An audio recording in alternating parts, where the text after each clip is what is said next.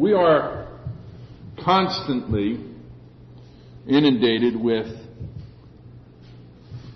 people and ideas that mean well and in their perspective of things have good intentions as to how we should live our lives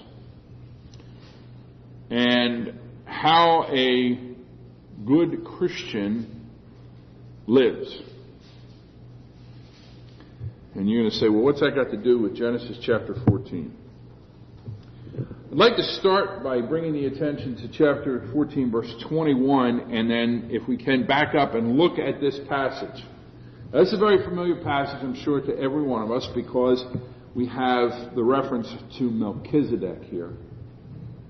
But the last portion of this, verse 21, says, And the king of Sodom said unto Abram, Give me the persons, and take the goods to thyself. And Abram said to the king of Sodom, I have lifted up my hand unto the Lord, the Most High God, the possessor of heaven and earth, and that I will not take a thread even to a shoe latchet, and that I will not take anything that is yours, lest you should say, I have made Abram rich, save only that which the young men have eaten, and the portion of the men which went with me, Aner, Eshcol, and Mamre, let them take their portion. This chapter has been what I would consider for many years an enigma. Yes, it's a historical record. There was this battle that happened. And on the return from the battle, there is the encounter with Melchizedek. And we take that and we go to the Hebrew letter and we see that Christ is portrayed as the priest after the order of Melchizedek, and that's how we connect the two together. But I've never looked at it and said, what's this battle all about? What's going on here? Is this just a biblical reference to a military escapade that happened, and this is the prelude that gets us to Melchizedek? And of course, we know that there is nothing that is trivial in the Scriptures. There's nothing there that is there to take up space. And when we go to verse 1 of chapter 14, we see once again the proof that the will of God has been performed. How do we know that? It came to pass. Anything that comes to pass is by the will of God. Nothing comes to pass but by the will of God, who worketh all things after the counsel of his own will. It didn't happen. It came to pass. And something came to pass here. Now, we have a bunch of names here concerning kings, and I can no more do a justice in pronouncing these than anyone else, but I will attempt. That it came to pass in the days of Amraphel, the king of Shinar, Arioch, the king of Elasar, and Kedor Laomer, the king of Elam, and Tidal, the king of nations, that these made war with Bera, king of Sodom, Bishra, king of Gomorrah, Shinab, the king of Admah, and Shember, the king of Zeboim, and the king of Bela, which is Zoar. Why are these names here? Why do we have the reference to these individuals? What's going on? What's being spoken of here? What happened that these all joined together in the valley of Sidon, which is the Salt Sea? 12 years they served Kedorlaomer, and in the 13th year they rebelled. In the 14th year, here comes Kedor Lam Omer. Okay, big name. What do these names mean? And why are they there? If the Lord gives us liberty here, I think we're going to find out that this event is so wonderful. And there's nothing here that is insignificant. And I use that a little tongue-in-cheek because the last name we read there, the king of Bela, which is Zoar, his name means insignificant. But anyway, we have two groups of people here that are mentioned. Each one of their names and the lands they come from is very important. And what we have here is a demonstration, and I'll give you the synopsis first. A demonstration that the God, the King of eternity, had subdued all the enemies before the exalted Father recovered his envelope, the child of grace, and gave unto the King of peace his tithe and received the anointing and the blood. And that's what brings us to the end here and the provisions for his people. The first gentleman who's mentioned here in the days of Amraphel, the king of Shinar, is an individual who is a sayer of dark sayings. The Psalm tells us that Messiah shall speak in parables and dark sayings.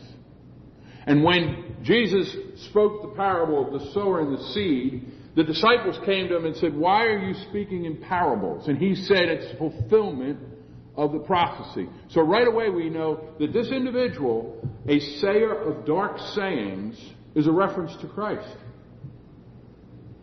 And he's in the land of Shinar, the land of two rivers, which means we're not in heaven. We're here on the earth. Because in heaven there is one river that proceeds from the throne of God. But here on earth we have two rivers. Just like we have two witnesses. Just like we have two ways. Just like we have two representations. Adam and Adam. So in the land of Shinar, here on earth, here in the time of our existence, the habitation of our dwelling, not something that we can put up in the sky and some banner that we could say, look, this is lofty and this is exalted. We're talking here and now. We're talking about these dark sayings. As we were speaking earlier about theology being the doctrine of man, the science of man, we're talking doctrine here. We're not talking theology. We're talking the way of life. We're talking about practical applications. This individual is a speaker of dark sayings because, like Christ said to his disciples, "For unto you it is given to know the mystery." This was not something that they sat around as the old Jewish elders did, pontificating about jots and tittles and what Rabbi so-and-so said, and then you go out and do your labors. Christ was telling them, his disciples, you are given to understand the mystery of the kingdom of heaven. I'll say that again. You are given to understand a mystery. If you understand it, is it any more a mystery? But we're in the land of Shinar, where the natural man receiveth not the things of the Spirit. So to him, does it remain a mystery? Absolutely. Paul told us that the mystery of the gospel was revealed. And it was manifested in the fact that the Gentiles should be partaker of the same Spirit as those of the Jewish household. It was the same Spirit.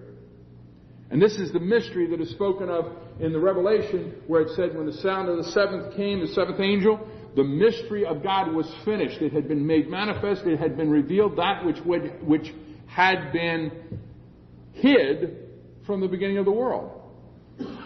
We can go through the Scriptures and show you this. We can bring up the text and write it down. But I can't tell you what that mystery is because the natural man doesn't know what the Spirit of God is. It has to be an experience. I could sit down and write all kinds of words. And my wife will attest I probably misspell 90% of them. And I can stand up here and flap my jaws all I want. There has to be the experience. Why? Because it is the Spirit that bears witness with our spirit that we are the sons of God. It's not doctrine on paper. It's not theology in books. It's not the speaking. It is a common experience. And thus, the mystery remains a mystery except for those who have experienced the event. And even at that, there is the fellowship of the truth, but there is the enigma of the flesh. Lord, I believe. It's this unbelief that I have a problem with. The second king spoken of is lion-like, Ariok. He is like a lion. Scripture gives us two representations of a lion. One is the one that will tear and rip and destroy and eat and devour. And the other one is that of ruling, kingship. We're in the land of Shinar. We got two representations. And the prophecies tell us very clearly that there is one who will come and he will tear. He will tear down. He will rip up like a young male lion. Yet there is another one who stands and is called the Lion of the tribe of Judah, who has overcome. This Ariok, this lion-like king, is from the land where God is the chastener, or the one who chastens. And that's El Lasir.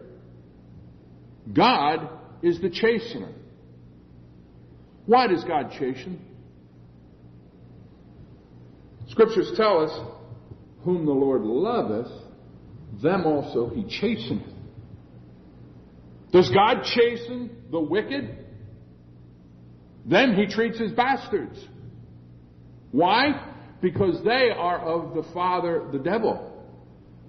But whom the Lord loves, he chastens. What kind of love is this? Jeremiah said, the Lord appeared unto me of old, saying, Yea, I have loved you with an eternal love. An eternal love. Not one that comes and goes. Not one that you can thwart. Not one that you can upset.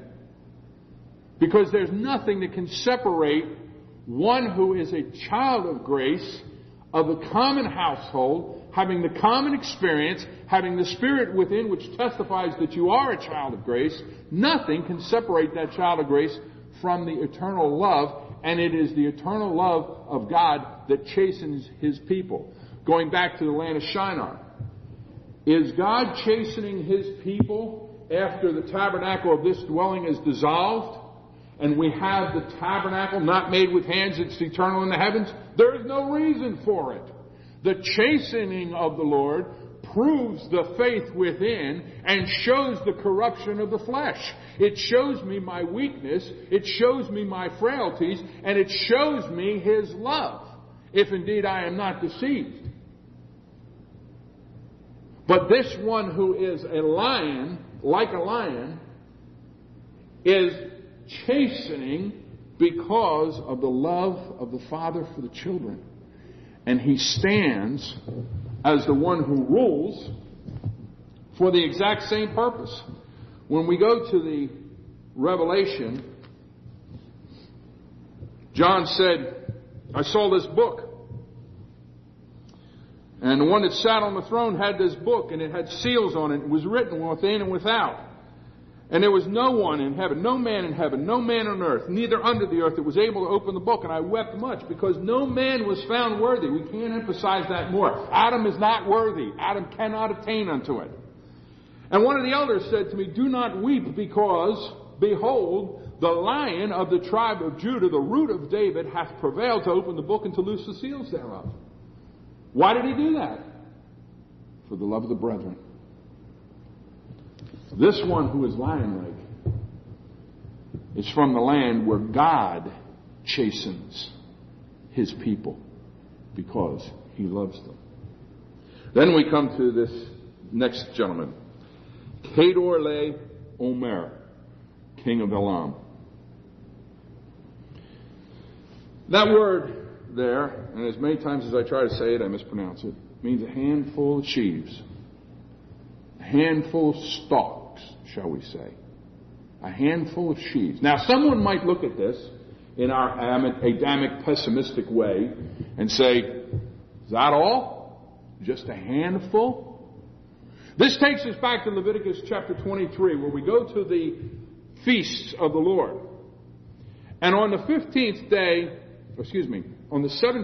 of the month, of the first month, after the Passover has been sacrificed and the sin has been covered, after the Feast of Unleavened Bread, which shows the sin has been removed, comes the Feast of the First Fruits, in which the little shoots coming out of the ground, remember they've only been in the ground 17 days, the seeds had, so the little shoots coming out of the ground are harvested and taken to the priest, who puts them in his palm of his hands and waves the sheaf before the Lord. And what is he indicating? These are the first fruits of the harvest. He does this again in the 7th month when the feast of the harvest comes. Now he has the stalks in his hand, and he holds them in his hand, and he waves the stalks before the Lord in thanksgiving for the harvest that came from the first fruits. Does he have every little shoot in his hand? That would be preposterous. If you pulled them all out and put them in his hand, nothing would grow. Does he have the entire harvest in his hand? No. He has the representation. Why? Because you and I, as men of Adam, have not the ability. And the laws of the harvest and growth would have been violated if I plucked everything out of the ground and put it in my hand and said, okay, here, Lord, here's the first fruits. What grows now?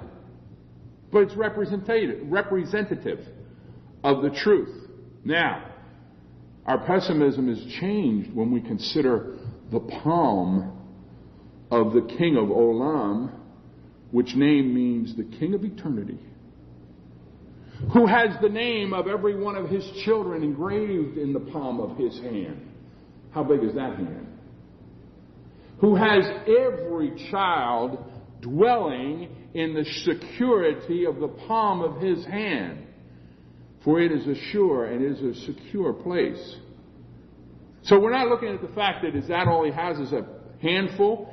We're looking at the fact that everything he has is in his hands and no man can pluck them out.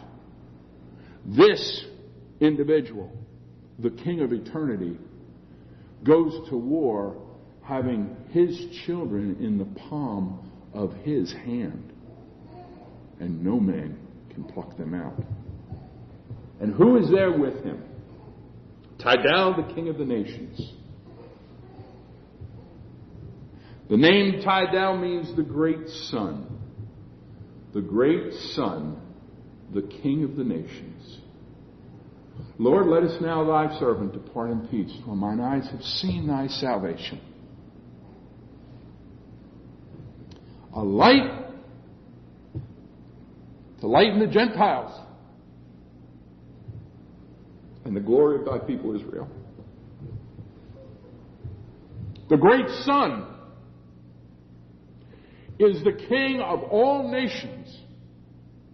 John saw this when he looked and he saw the innumerable host of every nation, every kindred, every tribe, and every tongue.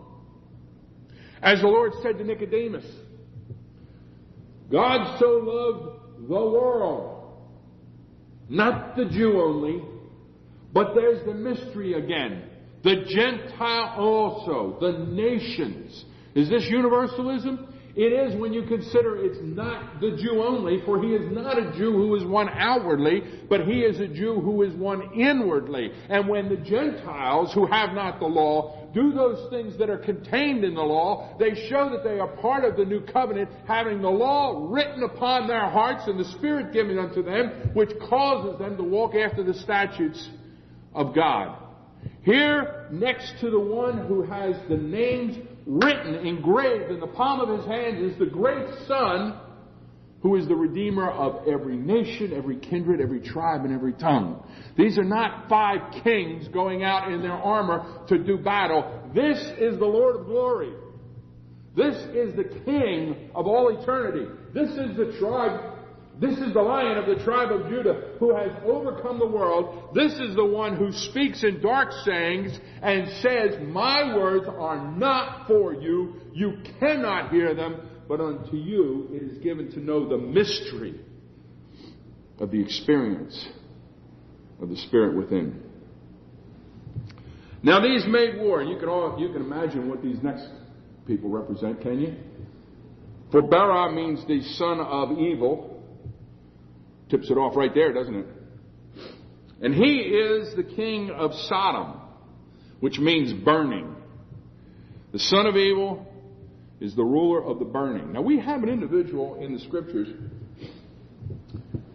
who is very similar to this. And he is the keeper of the furnace. I believe his name was called Cyrus, the keeper of the furnace. And what did God tell us about the keeper of the furnace? He is my shepherd. When the Lord came forth as the refiner's fire and the fuller's soap, the keeper of the furnace was his shepherd. Here is the son of evil, who is the king of the burning, and he is accompanied with iniquity, Birsha, iniquity, the king of subversion and merchandise. Now, why is it merchandise? What's the merchandise have to do with it? Turn with me, if you will, to Ezekiel chapter 28. We have an individual here who is represented. Son of man, say unto the prince of Tyrus, thus saith Jehovah God, because thine heart is lifted up, and thou hast said in thine heart, I am a God, and I sit in the seat of God, in the midst of the seas. What are the seas? John told us. The seas on which you see the woman sitting are every kindred, nation, tribe, and tongue. Who is this that thinks he sits in the seat of God in the midst of the seas? Is he not the God of this world, the prince of the power of the air? Yet thou art a man, and not God, though thou hast set thine heart as the heart of God. Behold, thou art wiser than Daniel. There is no secret that can be hid from thee. With thy wisdom and thine understanding thou hast gotten thee riches. Thou hast gotten gold and silver into thy treasure. By great wisdom and by trafficking, merchandising, thou hast increased thy riches, and thine heart is lifted up because of thy riches. So who is this one whose name means iniquity? Who is of the king of merchandise? Who is this one who is the son of evil and is the king of the burning? Well, let's continue. Shinab, the king of Admah. Shinab is one of those words that has reference to the Father. Remember we just read? This is the one who said, I will exalt myself against the throne of the Most High God, and I will be like God. I will be like the Father. I will ascend, lift up myself to be like the Father. Well, that's what the name Shinab means. It means the splendor of the Father, or an alternate Father, or an other Father. John chapter 8. Christ turned to the Pharisees and said, you're not of your father Abraham, because if you were of the father Abraham, you'd know me and you'd believe in me. And don't say you're of the Father, that God is your Father. You are of the other Father. Ye are of your father the devil. Shemaber means the lofty one. Oh, I forgot Admah. Just so happens Admah refers to Adam. It means the red one, the hairy one, the goat. Isn't that what they called Esau when he came out? He's all red and hairy. They called him Esau. Who's this referring to? Remember, I'm not talking about some lofty ethereal doctrine. I'm talking about here and now. There is a battle that is going to take place between the God of eternity and the wicked one. Isn't this what all of our eschatologists are telling us is coming at Armageddon? When this big battle is going to happen? We're in Genesis, people. In Genesis, we see the Father, the Son, the mystery, and the redeemed all together. We see the rebellion of iniquity. We see the rebellion of Adam. We see the rebellion of the destructive one. We see the rebellion of lifting up and wanting to be like God. That's what the name there, Shem-ember, means, to be lifted up and to be lofty, and to trying to be like God. We see the struggle that exists in every one of the children of grace that Paul talked about. He said, I find in my members a law that wars against the law in my mind, because I delight in the law of God after the inward man. We're back in Genesis. There's a battle taking place. This King of eternity taking on the destructor and bringing him low is what we read in the book of Job. Why are you here? Is not what God asked. He said, have you considered my servant Job? Blah, blah, blah. Before you say a word, tell all the host of heaven what you're doing. And he said, from roaming to and fro upon the face of the earth, he was brought low. That's who we're talking about here. These men all joined together to fight. They rebelled. And the God of eternity went forth and he subdued the giants. He subdued the emotions. He subdued the rebellion.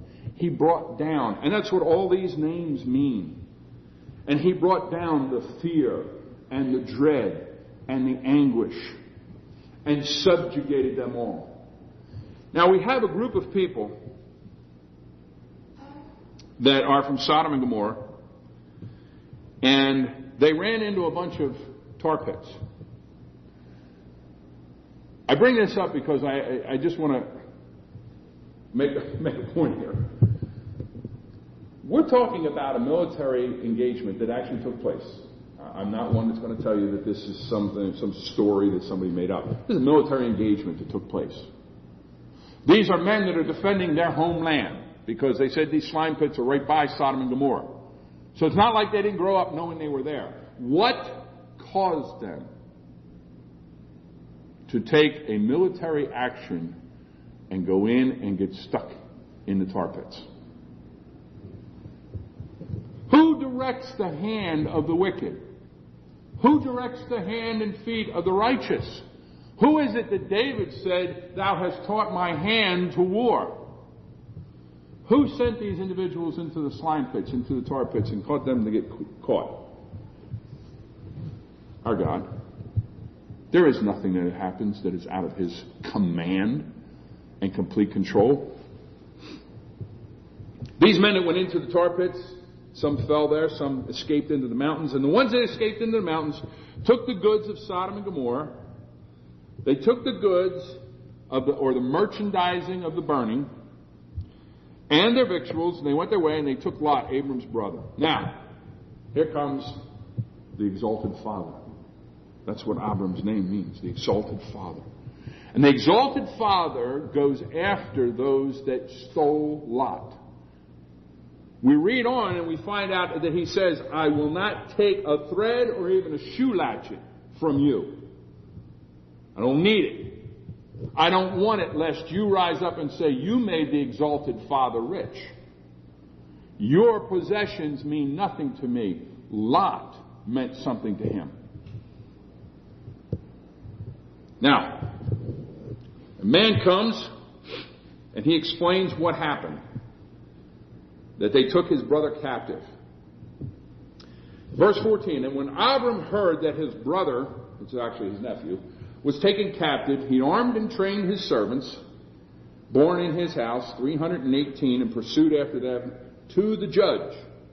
He divided himself against them and his servants by night, and smote them and pursued them unto Hobah, which is to the left of Damascus. And he brought back all the goods, and he also brought back his brother Lot, and his goods, and the women also, and the people. Where do we find in the scriptures that Abram had military training? Did he leave Ur of the Chaldeans and stop off at West Point for a few years of military training? Did he summer down at VMI to get his training on how to instruct others? No. the exalted Father equipped and trained His people to do His work that He set out to do, and He accomplished what He intended with His people. We have nothing in here that indicates that He went to Adam for a little bit of help. Abram, the exalted Father, took those born in His house, His children, and He properly equipped them to perform the duties that He assigned unto them, that they may accomplish His will. Does it get any simpler than that? How does a child of grace walk? Do we pull out the whip and say, all right, let's go everybody, it's time to walk in the light? Or do we say, come house of Jacob, we walk in the light? Why? Because we are born of His house. We have been properly equipped. We have been given the will and the desire to do His bidding. And we go forth and we accomplish His will. Abram is not involved when this battle takes place. He's involved when the merchandising of this world takes away his children. Do we find that Lot went in chains? Do we find that Lot went against his will? We read later about Lot. He was well pleased with living in the burning. And he was thriving in the merchandising. So let's not think that Lot here was hogtied and drug away with his family. But the exalted Father knew that's not where he was to be. And He went and rescued him for the purpose of, again, rescuing him out. Why? Lot's name means the envelope or the container. What was in that envelope? The country of Moab and Ammon. What was in Moab? A young lady by the name of Ruth. She was a Gentile. She was not of the house of the Jews, of Judah. She was not of the house of Jacob. So we had a Gentile being a partaker of the same Spirit, being redeemed by the kinsman redeemer, and being in the lineage, the natural lineage of Christ, when he was born of a woman. The exalted Father went and got him, brought him back, lest he be carried away with the merchandising of this world. How far did he go? Where was he? Well, he was up in the mountains. See what it says? It says those that escaped from the slime pits took the stuff of Sodom and Gomorrah and took Lot and went up into the mountains. The place that they think is a stronghold. They had the high ground. Nothing more lofty than the exalted Father, is there? He said, no.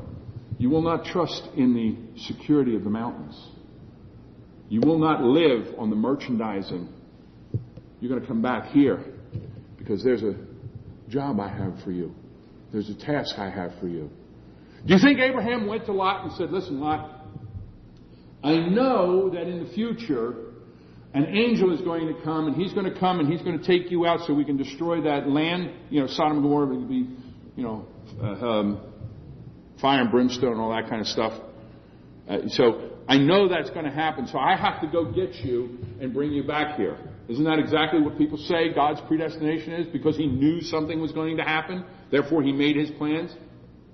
God, the exalted Father, does not indicate anything yet as to why Lot needs to be brought back to Sodom. Think about it. Think about this. Why would you bring a child of grace out of the mountains and back into the city of wickedness? Why would you put him back in that city that was to be destroyed and to be an example of the judgment of God against wickedness? Wouldn't it be better just to have left him up there in the mountains? That's the way Adam thinks. It's not the way God thinks. God had him there for a purpose. And the exalted Father was caring for that envelope. Just like the King of eternity had all the sheaves in the palm of His hand. Then we come to Melchizedek. the King of peace, the King of righteousness. After we have the victory of the King of eternity over all wickedness and over all evil, after we see that he has overcome all things, after we see the exalted Father going and getting the envelope, his seed, his brethren, and bringing them back to safety for the purpose that he had intended, then we find Melchizedek, the King of peace. We don't find the King of peace when David is fighting the wars. We find the King of peace, Solomon, when the wars are done and God granted peace. And because of the faithfulness of the beloved who said, "Thou hast taught my hand to war," the same one who stood up in Joshua and said to the nation of Israel, "Jehovah shall fight for us," when all had been put under his feet, when there had been rest from all conflicts, then the King of peace comes forward. Therefore, being justified by the faith of the beloved, we have peace with God. Here comes the King of peace, which is the King of righteousness. He brings forth the body and the blood. And he gives to the exalted Father the body and the blood, the sacrifice. And the exalted Father returns unto him the remnant according to grace, the 10th, after he had overcome the world. After he had put all enemies under his feet. Brethren, are we waiting for this to happen? Or is this the testimony of Jesus Christ, a finished work? Here is the example in the beginning that all these works were finished from the beginning of the world. And then, after we have all this that has transpired, then comes the King of the burning. And he says, "Oh, let me pay you for your services." And God says, "No. I am sufficient unto myself. I will not take from you, lest you say, I have made the exalted Father wealthy. But give to my men who were with me." Now, who are his men that were with him? And, I made all the mentions of all the other names, but there's 3 men here: Anar, Eshcol, and Mamre. They are the servants of the stones of strength. Who are the stones of strength? Are they not that stone that has been hewn from that great rock? Are they not the living stones? Are they not the precious stones unto the Lord? You know, when Jesus walked into, and since today is celebrated as Palm Sunday, when Jesus came in, and the Pharisees came to him and said, whoa, what's all these people making all this noise? And he said, if they be quiet, the stones shall cry out. Oh yeah, he was referring to the stones of the ground, but more importantly, he was referring to the living stones that shall always sing the praise of our God. John saw it in the Revelation. Isaiah said the walls of the city are salvation. They are made of the living stones. The foundation being the apostles and prophets, Jesus Christ being the chief cornerstone. But all of the living stones, the precious stones that John sees in the city, are his children. And they are one with him. When Abram comes to Sodom, and Sodom wants to reward him, he says, no, but give the portion to the servant stones of strength. The exalted Father has commanded that the things of this world be given unto his children as their portion to sustain them. All things that are done, all things that are created, are by him. They are for him. They are through him. And if they are for him, they are for his people. And if they are for his people, they are for the good of his people. If I turn over to the 119th Psalm, And verse 89, forever, O Jehovah, thy word is settled in the heavens. Thy faithfulness is unto all generation. You establish the earth, and it abides. They continue this day according to thine ordinances, for they are all your servants. Everything of the creation of God is subservient unto him, and he has appointed that the king of the burning, the king of Sodom, Cyrus, the keeper of the furnace, provide the portion to his children of the things of this earth, such as they are in need of, save only that which the young men have eaten, and the portion of the men which went with me, let them take their portion. Brethren, how does a child of grace walk in this world? To overcome? I have overcome. Cato Laomar, with the sheaves in his hand, went out and put down the rebellion. He put down the rebellion of the giants. He put down the rebellion of the rays of the star. He put down the rebellions of the wild beast. He put down the rebellions of passion. He put down the rebellion of terror. He brought all of the encounter together collectively and took all those that agree in wickedness and made them subservient unto himself. He brought down the hairy goat. He has brought down the mighty ram that thinks he's in the place of God. Did you read what John said? I saw a ram and he was pushing every way he could push. God put it down. He's got all things in absolute control. The glory of it is, as I see, here in the beginning, in Genesis, God has set forth that these things were finished from the foundation of the world. And he has provided for each one of his children out of the merchandise of this world, out of the furnace of this world. He has provided his portion to sustain his people. Is it time for us to point the finger and say, you ought to be doing this, you ought to be doing that? When we have the fact that Abram took those of his house, trained them in whatsoever he intended them to do, supplied them with what they were needing, gave them skill and understanding, and brought to pass his will. What's there left for me to do? Oh, you're talking complacency. Were these men complacent? When Abram rose up and trained them, were they trained? When Abram rose up and said, we go to war, did they go? When the Spirit of God is in child of grace, causing them to walk after his ordinances, do they walk or do they not walk? For who has resisted his will? And who is it that's rebelling? Nay, but oh man.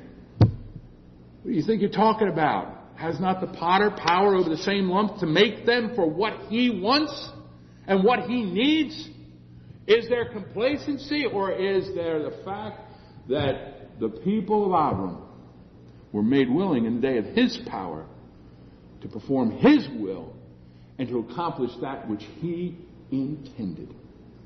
If the hope of glory in each one of us, if we be of the household of faith, if the hope of glory is Christ in you, the hope of glory, if he is the Word that became flesh and dwelt among us, then he is that very Word that God said, my Word did not return unto me void, but accomplished all that I had intended.